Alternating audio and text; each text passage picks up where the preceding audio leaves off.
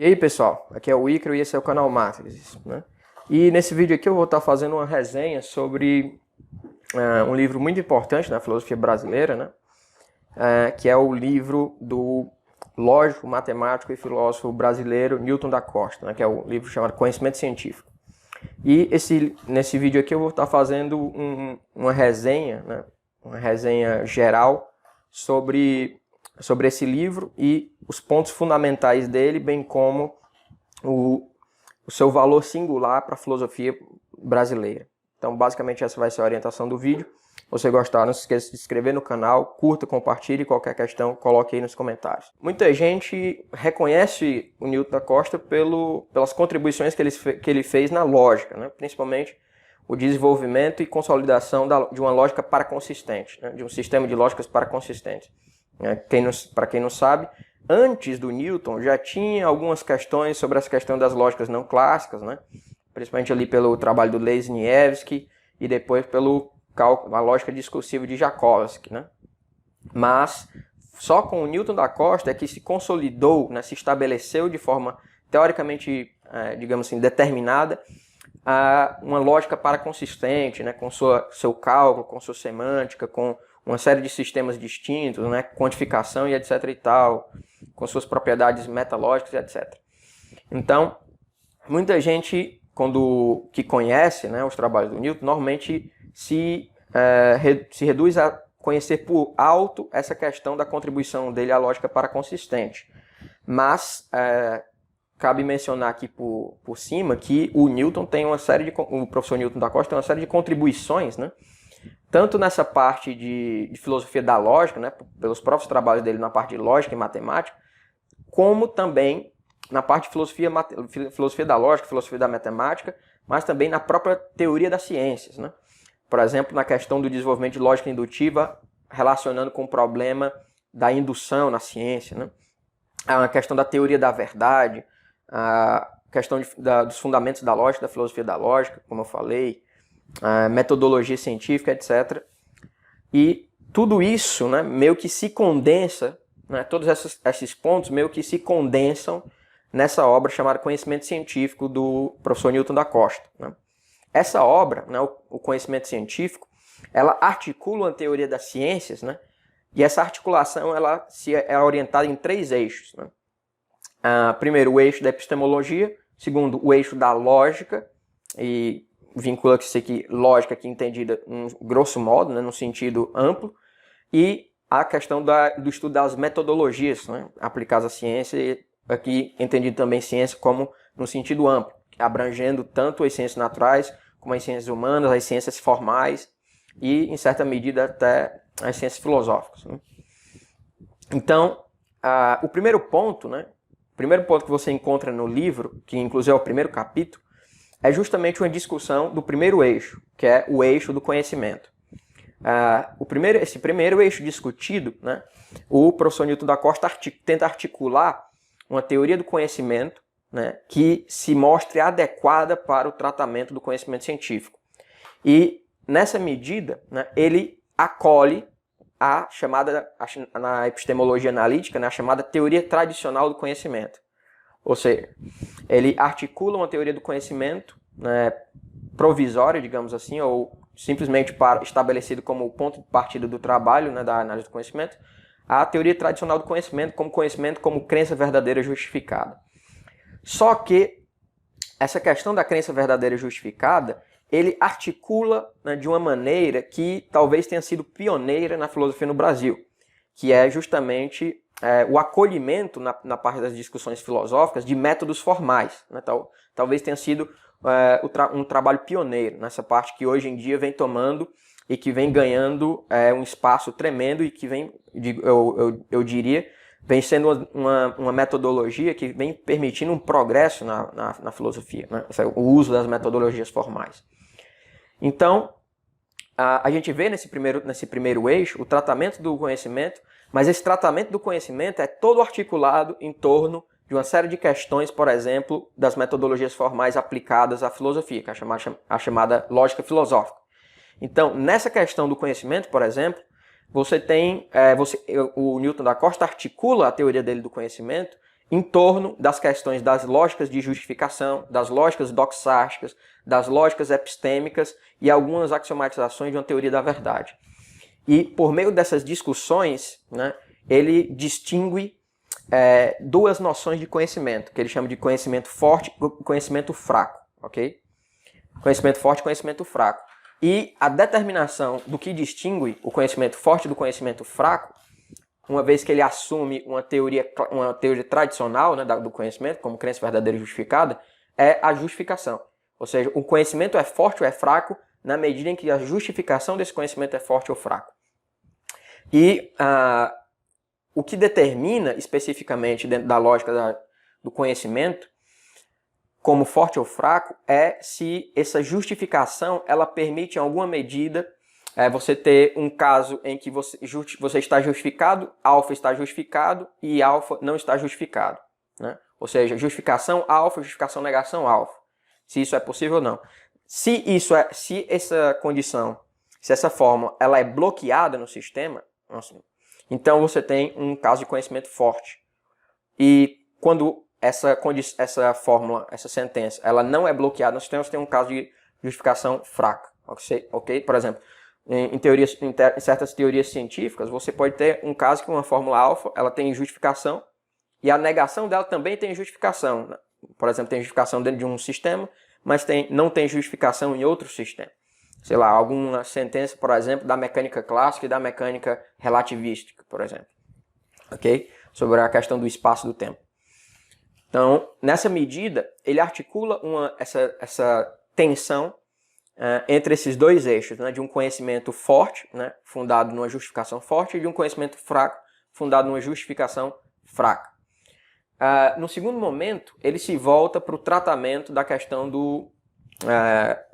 das ciências formais, né, e o ponto fundamental dele é justamente que as ciências formais é justamente aquele domínio de conhecimento que lida com justificações fortes, enquanto que o âmbito das ciências empíricas é aquele que lida com justificação fraca. Ok? Então, nessa medida, você tem essa transposição da noção do conhecimento. Porque, se você for ver, as noções centrais para a discussão do conhecimento científico, para o Newton da Costa, é conhecimento e verdade. São esses dois componentes. E é em torno desses dois componentes, do conhecimento e da verdade, que toda a teoria científica dele gira em torno. A teoria geral das ciências gira em torno dessas duas noções para o Newton, né? Do conhecimento e da verdade. Então, além desse ponto, né, que na medida em que você tem esses dois eixos, né, do conhecimento, essas duas noções como centrais para a caracterização do conhecimento, e uma vez que você tem um caso de justificação forte, de conhecimento forte e conhecimento fraco, seria óbvio que teria algum tipo de articulação mitigada da noção de verdade. E é justamente isso que também o professor Newton da Costa desenvolve nessa obra do conhecimento científico, que é uma noção de verdade que se aplica especificamente ao domínio das ciências empíricas, né? Que é o que ele chama de quase-verdade. Então, na medida em que você tem no âmbito das ciências empíricas uma justificação fraca, você também tem a questão do conhecimento da verdade como quase-verdade. E o que é essa noção de quase-verdade para o professor Newton da Costa, né? Então, essa noção de quase-verdade, na verdade, ela seria muito complexa para explicá-la aqui nesse vídeo, mas de uma forma resumida, né, o ponto fundamental da quase-verdade é que você tem, quando você lida com a teoria correspondencial, né, principalmente no âmbito mais de formalização, porque a teoria da quase-verdade é um tratamento, ela procura dar um tratamento formal à noção de verdade pragmática, né, a verdade pragmática. Então, a quase-verdade é um tratamento formal e rigoroso da noção de verdade pragmática, né, que se aplica especificamente ao domínio das ciências empíricas, para o professor Newton da Costa. Então, se você olha pelo ponto de vista formal, o que é que acontece? Uma noção correspondencial da verdade, se você for ver, ela lida com uma estrutura, né, e essa estrutura, por sua vez, ela é constituída de um domínio e de uma série de relações R que são relações totais. Então, quando uma coisa é verdadeira, ela se dá de forma total. Isso no que diz respeito à estrutura de satisfação dela, né? Então, normalmente ela se dá dentro de uma estrutura de satisfação somente de satisfação ou não satisfação, que é um R mais e um R menos, digamos assim, né? R mais é quando você tem aquelas coisas que são verdadeiras e o R menos é aquelas coisas que não são verdadeiras, que não são satisfeitas dentro daquela estrutura. Só que numa estrutura parcial, que é justamente o âmbito em que você tem a noção de quase-verdade, você tem uma estrutura, né, uma relação parcial que é constituída de 3 componentes, de uma tripla, né, que é o R+, o R- e o R0. Okay? Esse R0, por sua vez, ele articula justamente aquele âmbito das coisas que você não sabe que se aplica.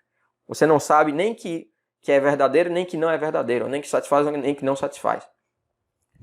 Então, nessa medida, né, você tem essa articulação, que eu não vou aqui me estender, porque é uma questão muito técnica, e na verdade, para explicar isso, eu teria que dar quase que uma aula aqui de 40 minutos para explicar passo a passo cada ponto disso.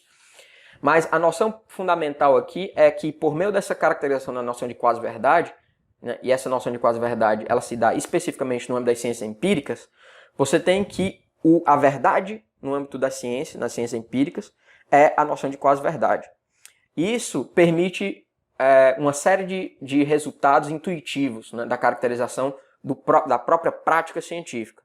O primeiro deles é que você tem que, por exemplo, a mecânica newtoniana e a mecânica relativista, né, elas aparentemente seriam, uma derrogaria a outra. Mas o que acontece é que, por meio da noção de quase-verdade, você permite dizer que, na verdade, a mecânica newtoniana ela é quase verdadeira e, certamente, a mecânica relativista também é quase verdadeira, né? E, nessa medida, o que isso quer dizer? Isso quer dizer que, dentro dessa caracterização de quase-verdade, o que acontece é que você tem a noção intuitiva, né, por exemplo, de um engenheiro, de que, quando ele está tratando de uma questão de engenharia, toda a realidade se passa como se a mecânica newtoniana fosse verdadeira. Então, o que acontece é que, por meio da noção de quase-verdade, se permite estabelecer uma estrutura parcial no qual a mecânica newtoniana é verdadeira, ou ela opera como se fosse verdadeira, no sentido correspondencial, dentro daquela estrutura parcial. Só que você tem uma outra estrutura no qual ela não se dá. Por exemplo, numa estrutura em que, na verdade, ela é regida, digamos assim, pela mecânica relativista. Então, dentro do seu âmbito de aplicabilidade, a mecânica newtoniana é verdadeira. Ela, no caso aqui, mais específico, ela é quase verdadeira. Ela opera como se fosse verdadeira, né? Enquanto que em outro âmbito, não, né? E nessa medida você permite articular uma série de teorias, né, que aparentemente uma contradiria a outra, né? Seriam inconsistentes. Inclusive, o professor Newton da Costa apresenta uma questão mostrando que, na verdade, a lógica subjacente à teoria da quase-verdade seria justamente a lógica discursiva de Jakovsky, né? Seria uma lógica paraconsistente. E, embora isso seja discutido, por exemplo, tem os trabalhos do Edelso e do Bueno, né, que tentam desenvolver uma noção de quase-verdade por outra orientação que, em certa medida, pode preservar algumas intuições clássicas, né? Mas isso aí é outra questão. Mas o que é importante aqui entender é justamente que o professor Newton da Costa desenvolve essa noção de quase-verdade que capta justamente essa orientação intuitiva, né, da verdade científica, né? Ou seja, que dentro de um determinado âmbito de aplicação, a teoria é verdade, ela opera como uma verdade correspondencial, enquanto que em outro, não, né? Dentro de um outro âmbito, né? Porque você tem sempre uma articulação. Inclusive, você pode, por meio da noção de quase-verdade, formalizar a noção de aproximação da verdade, né? E esse seria justamente outro resultado satisfatório da teoria da quase-verdade, né? Outro resultado satisfatório é porque você pode, por meio dessa teoria da verdade, né, da quase-verdade nas ciências, você pode explicar o porquê da evolução científica. O porquê se pode dizer que você não tem, primeiro, você não tem incomensurabilidade de teorias, você tem certas teorias, por exemplo, no caso da relação entre a mecânica newtoniana e a mecânica relativista, você teria que uma seria o limite da outra. Justamente por meio da noção de quase-verdade, você pode explicar o porquê disso. Porque, em certa medida, porque o que acontece com uma falsificação não é simplesmente uma falsificação stricto sensu, no sentido correspondencial, né? É simplesmente uma restrição do domínio de aplicação daquela teoria. Então, tem uma série de questões mais técnicas que, para explicar tudo isso, eu teria que fazer uma série de vídeos ou até uma live, né, de 1 hora, né, para explicar tudo isso. Mas o que é fundamental ali na noção do professor Newton da Costa é que ele desenvolve esses componentes, né, para mostrar como você vê que é um tratamento que tenta mostrar justamente a prática científica de forma geral, né? E por meio disso, você consegue justamente se contrapor a uma noção principalmente difundida pelo Karl Popper, né, que na ciência você não tem conhecimento nem verdade, né? Você tem simplesmente falseabilidade. E por meio desses dois componentes tratados pelo professor Newton, né, no livro do conhecimento científico, você consegue estabelecer justamente que você tem conhecimento na ciência e você tem verdade na ciência. O que acontece é que essa verdade é uma verdade pragmática, e que o conhecimento envolvido nele está vinculado com essa noção de verdade pragmática com um tipo de justificação mais fraca.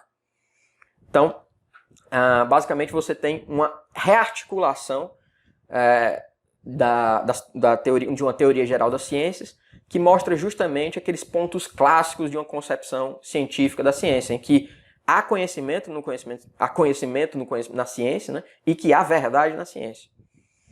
E que também, se contrapondo a certas noções historicistas, né, da teoria das ciências, como a do Thomas Kuhn, né, você pode explicar sim que as teorias não são completamente incomensuráveis. Você tem comunicação e interação entre as ciências. Inclusive, outro ponto que o professor Newton da Costa utiliza, por exemplo, dessa questão da ciência, é o uso dos sistemas multidedutivos, né, para lidar, por exemplo, com teorias científicas inconsistentes, né? Por exemplo, a questão do átomo de Bohr, né, que articula questões tanto da física clássica, da mecânica clássica, e com o eletromagnetismo, né? Então, essa articulação, ela pode ser, essa unificação de duas orientações aparentemente consistentes, poderia ser articulada dentro de um sistema multidedutivo, né? Então, há uma série de questões ali que a gente pode aqui ficar discutindo infindavelmente sobre essas questões, uma série de pontos interessantes e originais que o professor Newton da Costa desenvolve nessa obra, O Conhecimento Científico. Mas, certamente, o eixo, né, da obra gira em torno de uma articulação de conhecimento e de verdade que permite explicar uma série de pontos que são fundamentais numa teoria geral das ciências, permitindo explicar como há conhecimento na ciência e como há verdade na ciência. Então, eu acho que basicamente esses pontos aí eu falei, né? Porque na verdade, se eu for me estender sobre uma série de outros pontos, são bem mais técnicos e na verdade tomaria um vídeo aqui de 1 hora, né? Então, eu acho que foi suficiente como uma resenha do livro. Basicamente é isso, pessoal. Se vocês gostaram, não se esqueçam de se inscrever no canal, curtir o vídeo, compartilhar, divulgar nas redes sociais, etc. Um abraço a todos e até mais.